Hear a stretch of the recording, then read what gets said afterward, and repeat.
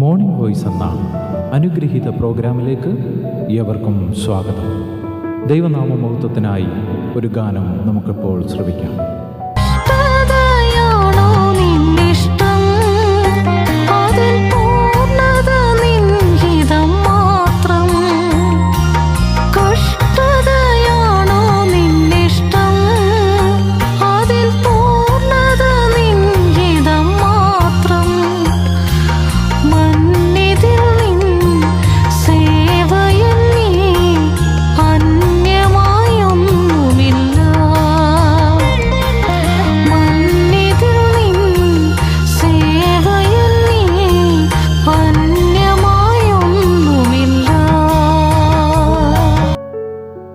ഇന്ന് നമ്മോട് വചനത്തിൽ നിന്ന് സംസാരിക്കുന്നത് കർത്താവിൻ്റെ പ്രിയദാസൻ ജെയിംസൺ തോമസ് നെടുമ്പാശ്ശേരി.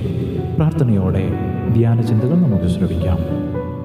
ഉൽപ്പത്തി പുസ്തകം 40-ാം അധ്യായത്തിൻ്റെ ഒടുവിലത്തെ ഭാഗത്തിലാണ് നാം കടന്നു വന്നിട്ടുള്ളത്. നാം ഓർത്തതുപോലെ 40-ാം അധ്യായത്തിൽ യോസഫ് കാരാഗ്രഹത്തിലാണ്. എന്നാൽ ആ കാരാഗ്രഹവാസത്തിൻ്റെ കാരണം മനുഷ്യൻ പറഞ്ഞ, അല്ലെങ്കിൽ പൊത്തിഫേറിൻ്റെ ഭാര്യ പറഞ്ഞ കളവായ സാക്ഷ്യമായിരുന്നു. എന്നാൽ ഓർമ്മപ്പെടുത്തട്ടെ, ആ കളവായ സാക്ഷ്യമാണ് കാരാഗ്രഹത്തിൽ എത്തിച്ചതെങ്കിലും സ്വർഗത്തിലെ ദൈവം തൻ്റെ ദാസനോട് കൂടെ ഇരിക്കുകയും ആ കാരാഗ്രഹവാസത്തിൽ ദൈവത്തിൻ്റെ പദ്ധതി ഒന്നിന് പിറകെ ഒന്നായി നിവർത്തിക്കപ്പെടുന്നത് നാം കാണുകയും ചെയ്ത വിഷയമാണ്. ഒടുവിലായിട്ട് നമ്മൾ ഓർത്തത്, ദൈവം അനുവദിച്ച കാരാഗ്രഹം യോസഫിന് ഒരു പാഠശാലയായിരുന്നു എന്നുള്ളതാണ്. നമ്മുടെ ക്രിസ്തീയ ജീവിതങ്ങളിൽ നാം തെറ്റ് ചെയ്യാതിരുന്നിട്ടും നമ്മെപ്പറ്റി കളവായി പറഞ്ഞത് മുഖാന്തരം നമ്മുടെ ജീവിതത്തിൽ നാം അറിയാത്ത കാര്യങ്ങൾക്ക് ഒറ്റപ്പെടേണ്ടി വരുമ്പോൾ ഒരു കാര്യം ഓർമ്മപ്പെടുത്തട്ടെ, മനുഷ്യന് അവൻ്റെ പ്രവൃത്തിക്ക് അനുസരിച്ചുള്ള പ്രതിഫലം ദൈവം അത് ചെയ്തവർക്ക് കൊടുക്കും എങ്കിൽ തന്നെയും ഒരു വസ്തുത ഓർമ്മപ്പെടുത്താം, തൻ്റെ ഭക്തന്മാരുടെ ജീവിതത്തിൽ അതും ദൈവിക പ്രവൃത്തികൾ നമ്മെ പഠിപ്പിക്കുന്ന ഒരു പാഠശാലയാക്കി മാറ്റുന്ന ഒരു ദൈവത്തിൻ്റെ ആത്മാവ് നമ്മോടൊപ്പമുണ്ട്. അതുകൊണ്ട് ജീവിതത്തിൻ്റെ ഏത് കഷ്ടസമയങ്ങളിലും കർത്താവ് എന്നോടൊപ്പമുണ്ട് എന്നും ദൈവം അത് നന്മയ്ക്കായിട്ട് കൂടി വ്യാപരിപ്പിക്കുമെന്നും ദൈവം എന്നെ ഇതിലൂടെയും അനേക ആത്മീയ പാഠങ്ങൾ പഠിപ്പിക്കുമെന്നുമുള്ള വലിയ ചിന്ത നമ്മുടെ ഹൃദയത്തിലേക്ക് വരാനായിട്ട് ഇടയാകട്ടെ.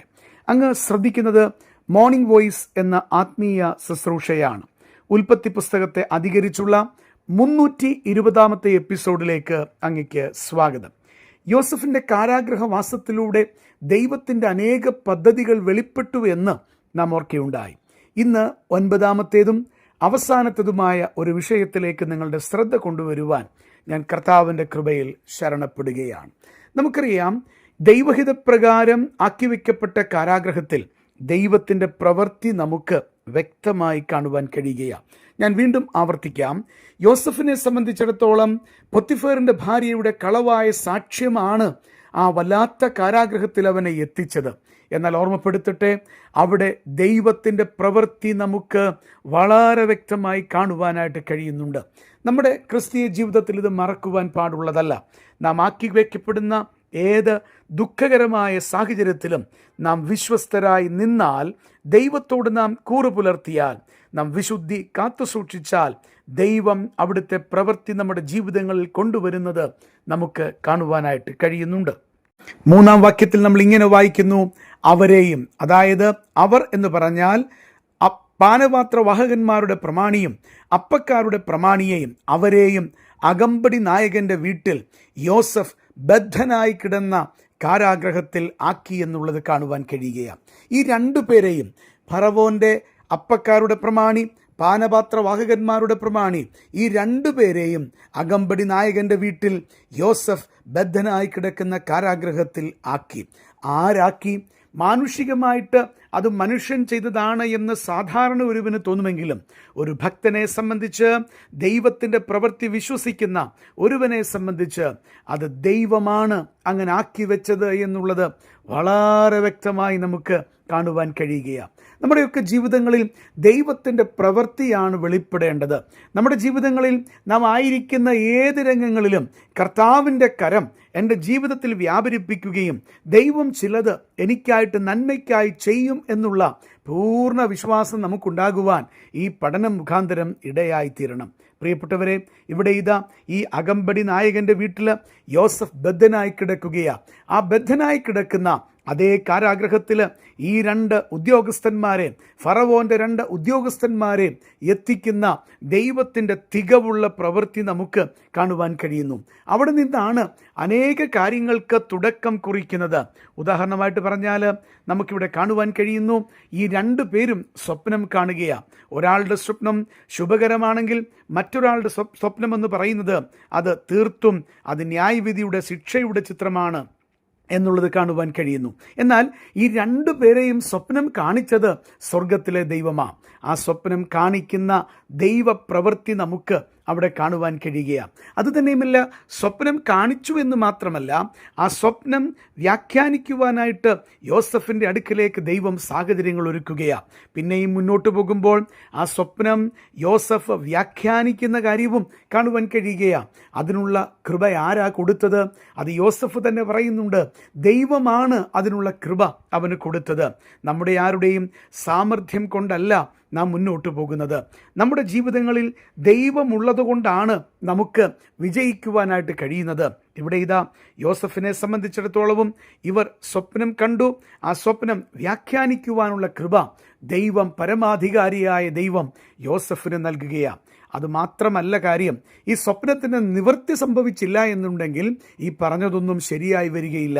സ്വപ്നത്തിൻ്റെ നിവൃത്തിയും ദൈവം തൻ്റെ മകൻ്റെ വാക്കുകളിലൂടെ വന്ന ആ സ്വപ്ന വ്യാഖ്യാനത്തിനനുസരിച്ച് നിവർത്തിക്കുന്ന കാര്യവും നമുക്ക് കാണുവാൻ കഴിയുകയാണ്. ദൈവം അത് അംഗീകരിച്ചു. ദൈവം കൊടുത്തത് യോസഫ് പറഞ്ഞപ്പോൾ ദൈവം യോസഫിനോട് കൂടെ ഇരുന്ന് ദൈവം എന്തരുളി ചെയ്തുവോ അതിൻ്റെ നിവൃത്തി വരുത്തുന്ന ചിത്രമാണ് നമുക്ക് കാണുവാൻ കഴിയുന്നത്. ഞാനൊരു കാര്യം വ്യക്തമായി ഓർമ്മപ്പെടുത്തട്ടെ.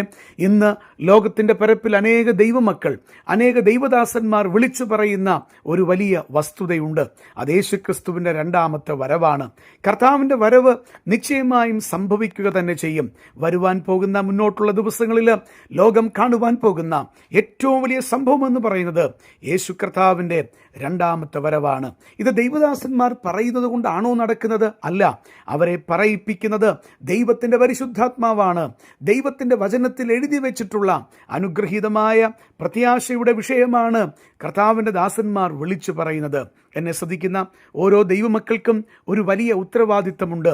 നാം ഏത് സാഹചര്യത്തിലായിരുന്നാലും ദൈവം നമ്മോട് അരുളി ചെയ്യുവാൻ പറഞ്ഞിട്ടുള്ള വസ്തുതകൾ, ആ സുവിശേഷത്തിൻ്റെ സന്ദേശം ലോകത്തോട് വിളിച്ചു പറയുവാൻ നമുക്ക് ഉത്തരവാദിത്തമുണ്ട്. എന്നെ ശ്രദ്ധിക്കുന്ന ഓരോ പ്രിയപ്പെട്ടവരും 40-ാം അധ്യായത്തിൻ്റെ അവസാന നിമിഷങ്ങളിലേക്ക് നമ്മൾ വരുമ്പോൾ ഓർക്കുക, ദൈവം നമുക്ക് അനുവദിക്കുന്ന ഏത് രംഗങ്ങളിലും നമ്മോടൊപ്പം കൂടെ ഇരുന്ന് ദൈവത്തിൻ്റെ പ്രവൃത്തി വ്യക്തമായി തെളിയിക്കുന്ന സ്വർഗത്തിലൊരപ്പൻ നമുക്കായിട്ട് ജീവിക്കുന്നുണ്ട്. ആ കർത്താവിൻ്റെ കൃപയിൽ തന്നെ നമുക്ക് തുടർന്നും ആശ്രയിക്കാം. ദൈവം നമ്മെ അതിനായിട്ട് സഹായിക്കട്ടെ.